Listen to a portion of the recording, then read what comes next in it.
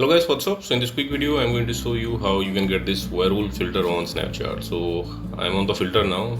To activate this filter you just have to open your mouth. So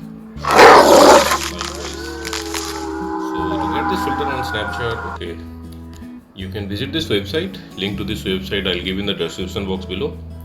Here in this website you will see the snap code for this filter. If you're browsing this website in your laptop or PC, you can scan the snap code with your Snapchat mobile app, and if you're browsing this website in your mobile, just tap on the snap code and open it with Snapchat. Okay, and you will see this pop-up on Snapchat, unlock for 24 hours. Tap there.